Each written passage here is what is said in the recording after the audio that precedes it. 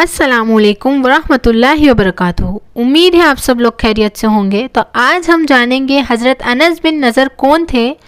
اور یہ واقعہ جو ہے وہ بہت ہی مختصر سے انداز میں بیان ہوا گیا ہے،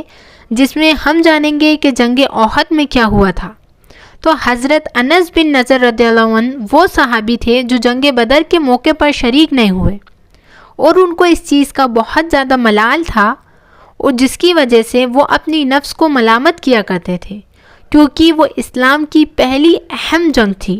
اور آپ اس میں شریک نہ ہو سکے تھے۔ تو آپ کی یہ خواہش تھی کہ اب اسلام میں جو بھی جنگ ہوگی آپ اس میں شامل ہوں گے، اور اتفاقاً احد کی جنگ پیش آئی، جس میں آپ بہت بہادری کے ساتھ شامل ہوئے،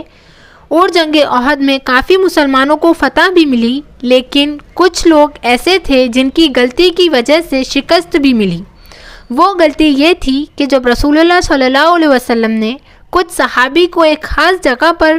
مقرر فرما دیا تھا، اور ان سے یہ بھی کہہ دیا تھا کہ تم اس جگہ سے باہر مت نکلنا۔ آپ صلی اللہ علیہ وسلم نے کچھ صحابی سے کہا ایک پہاڑ پر جانے کے لیے، اور وہ پہاڑ پر ایک ایسی جگہ بنی ہوئی تھی جس کا کافروں کو پتہ نہیں تھا، اور آپ نے یہ بھی ان سے کہہ دیا تھا کہ جب تک میں تمہیں اشارہ نہ کروں، میں تمہیں بتا نہ دوں، تم اس جگہ سے باہر مت نکلنا۔ لیکن ان لوگوں نے کیا کرا کہ جب انہوں نے دیکھا کہ انہوں نے فتح پا لی ہے کچھ کافروں کو مار کر، اور کافر بھاگ گئے تھے واپس۔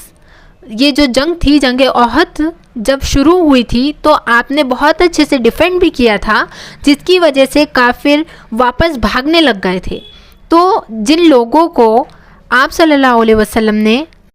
ایک جگہ پر مقرر فرما دیا تھا، ان لوگوں کو کیا لگا کہ کافر تو چلے گئے ہیں اور اب ہماری فتح ہو گئی ہے،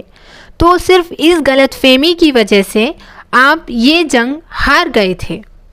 تو کافروں کو لگنے لگا کہ اب یہ چلے گئے ہیں تو ہم اس جگہ سے باہر نکل جائیں۔ تو اسی جماعت میں ایک شخص ایسا بھی تھا جس نے کہا کہ نہیں، ابھی ہم نہیں جاتے ہیں یہاں سے باہر نکل کر، آپ صلی اللہ علیہ وسلم نے ہمیں یہیں رہنے کے لیے کہا ہے۔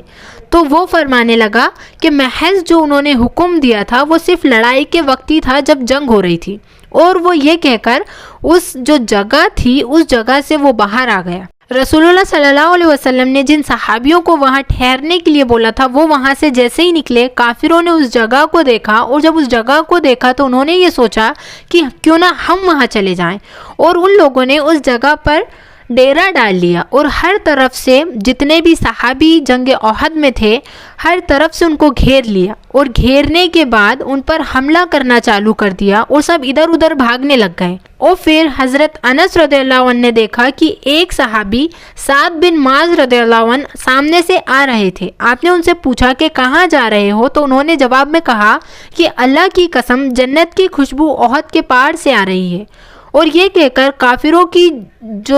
کا جو ہجوم تھا اس کے اندر آپ داخل ہو گئے،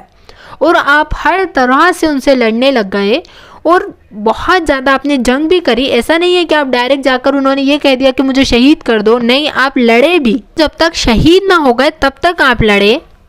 اور پھر جب آپ کی شہادت ہو گئی، اور اس کے بعد جب آپ کے جسم کو دیکھا گیا تو آپ کا جسم تلواروں کے نشانوں سے پورا زخمی ہو چکا تھا، پورا چھلنی ہو گیا تھا، آپ پہچانے بھی نہیں جا رہے تھے۔ پھر آپ کے جسم پر بہت زیادہ جو تلواروں کے نشان تھے اس سے آپ کو پہچانا نہیں جا رہا تھا۔ آپ کی بہن نے آپ کو انگلیوں کے پورووں سے پہچانا۔ تو یہ بہت بڑی غلطی تھی جو ان لوگوں نے کری تھی کہ جب رسول اللہ صلی اللہ علیہ وسلم نے آپ کو اس پہاڑ پر جمع کر دیا تھا کہ یہاں سے جب تک میں نہ کہوں نکلنا مت، اور اسی وجہ سے جنگ احد میں آپ کو شکست ملی تھی، ورنہ پہلے تو فتح ہی تھی، بعد میں شکست تھی۔ تو جو لوگ سچے دل سے اللہ کے کام میں لگ جاتے ہیں تو ان کو یہ محسوس ہونے لگتا ہے، اور یہی حضرت انس رضی اللہ عنہ کی زندگی میں ہوا۔ جنت کی خوشبو آپ کو سونگھنے میں آ رہی تھی۔ اللہ ہم سب کو قرآن اور حدیث کی توفیق عطا کرے۔ السلام علیکم ورحمۃ اللہ وبرکاتہ۔